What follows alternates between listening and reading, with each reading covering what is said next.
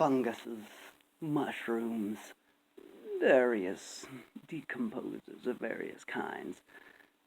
Rimworld has a couple, but, well, you know, being a story game and one that's still getting updates, thankfully, and stuff, I would like to give some ideas of stuff that I think would be neat to see in regards to these, to the specific category of life. The first being, well, the one that I have the least to say about, that being psychedelic mushrooms. The variety of mushrooms, I'm surprised, didn't make it into the game yet. Now, the basic idea is exactly what you'd think. You take the mushrooms, you trip, and all that, you know. You can make them look whatever the way you want. But there is one thing I would say about them, and that is basically make them a bit of a wild card. You know, if someone has a good trip, it's fine. But if it's a bad trip, you know, you could send a colonist that's, you know, perfectly fine into a murderous rage. So, you know, this particular drug, you might not want to just let people take it, you know, for that reason. But otherwise, you know, psychedelic mushrooms, it's exactly what you'd think. The second type of mushroom that I would like to talk about, you know, the idea of, is essentially, it is a bit of a reference to Star Wars, but it's also sort of a way to explain why there's, you know, any kind of Arctic animals up in the North Pole other than like polar bears and, you know, fish-eating stuff. And that is essentially a you can call it whatever the hell you want, but for this instance, cryo mushrooms, something like that. And basically, this fungus, you would appear in the ice caps or the polar ice, you know, the North Pole. But I would treat it more kind of like ambrosia, where, you know, it's not guaranteed, you know, it's not just going to appear, you know. It's something that's a little more sparse to keep the more desolate mood of those particular biomes. But, you know, the fact there's nothing for any herbivores to eat is a little strange with all the herbivores up there.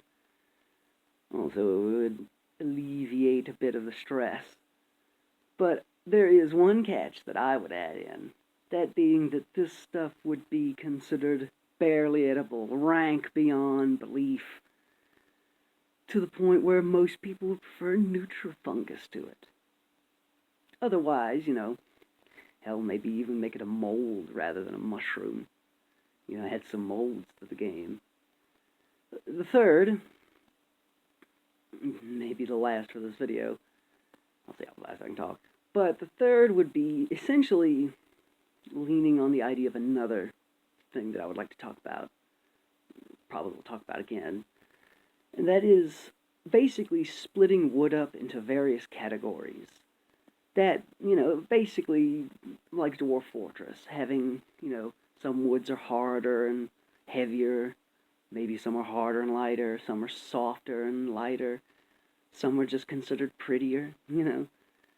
And in this video in particular, having essentially, you know, you'd have your timber shroom.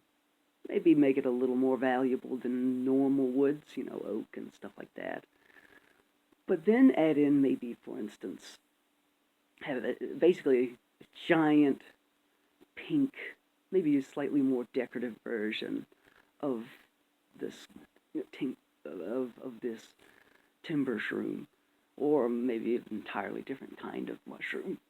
But to essentially have more outlandish woods, and hell, maybe have some, like, well, I'll say that for another video, but in this case, a more, maybe, hell, maybe just overall more better wood than timber shroom wood, you know.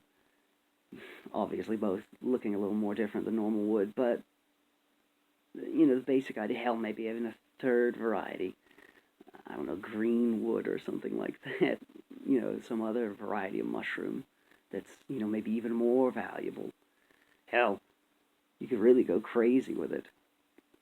Another idea with that, too, with the, well, I guess that's a different idea. And really, that's with all of that. But essentially, basically, a sort of good mushrooms, sort of.